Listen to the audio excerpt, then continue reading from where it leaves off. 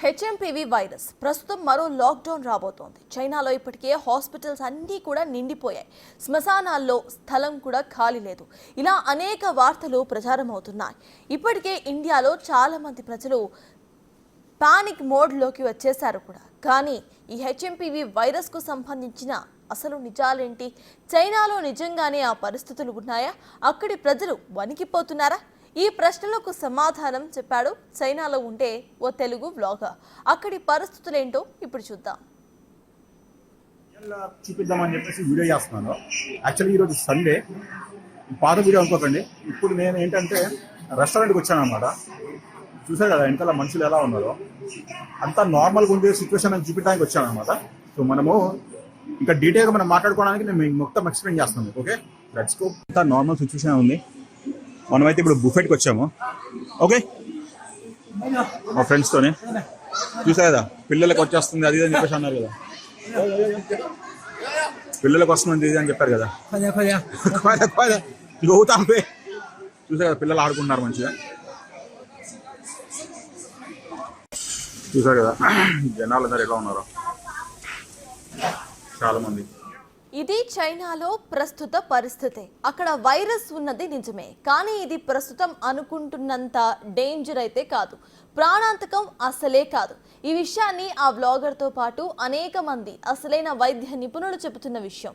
ఇప్పటికే ఇండియాలో ఈ వైరస్ కేసులు పెరుగుతున్న విషయం నిజమే, కానీ అవేవి కూడా ప్రాణాంతకం అనేది కూడా కాదు అనేది అంతే నిజమంటున్నారు వైద్య నిపుణులు.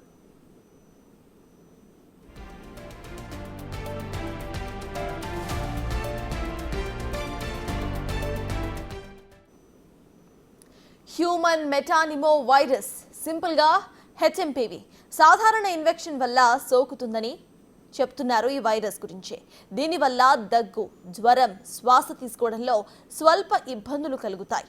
అయితే ఈ వైరస్ అసలు కొత్తది కాదంటున్నారు వైద్య నిపుణులు.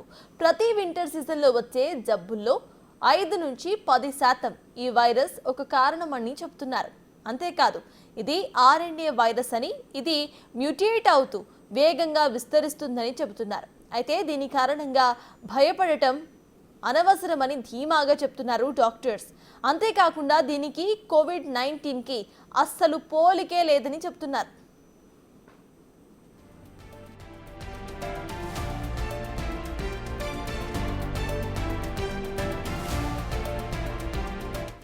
పాత వైరస్సే కదా, మరి దీనికి వ్యాక్సిన్ ఎందుకు లేదన్న ప్రశ్నలు కూడా తెరపైకి వస్తున్నాయి.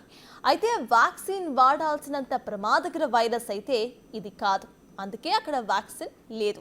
అసలు దీనికి వ్యాక్సిన్ కనిపెట్టాల్సిన అవసరం కూడా లేదంటున్నారు వైద్య నిపుణులు. మామూలుగా జలుబు వచ్చినప్పుడు ఎలాంటి జాగ్రత్తలు అయితే తీసుకుంటామో అలాంటి జాగ్రత్తలు తీసుకుంటే సరిపోతుందని చెప్తున్నారు. కేంద్రం కూడా ఇలాంటి ప్రకటనే చేసిందే.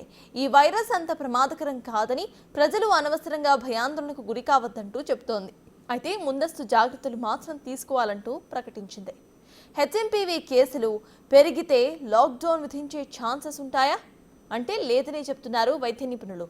ఎందుకంటే కోవిడ్ వైరస్ లాగా దీనికి ఎక్కువ ఇంక్యుబేషన్ టైం లేదని, సో ఎక్కువ కంగారు అవసరం లేదంటున్నారు. అంతేకాదు, దీనికి ప్రత్యేకంగా మెడికేషన్ కూడా అవసరం లేదంటున్నారు. జ్వరం ఎక్కువగా ఉంటే పారాసిటమాల్ వేసుకుంటే సరిపోతుంది అంటున్నారు కొందరు వైద్య నిపుణులు. న్యూమోనియా వస్తే మాత్రం హాస్పిటల్లో చేరి ట్రీట్మెంట్ తప్పనిసరిగా తీసుకోవాలి, అప్పుడు మొత్తం సరిపోతుంది అంటున్నారు.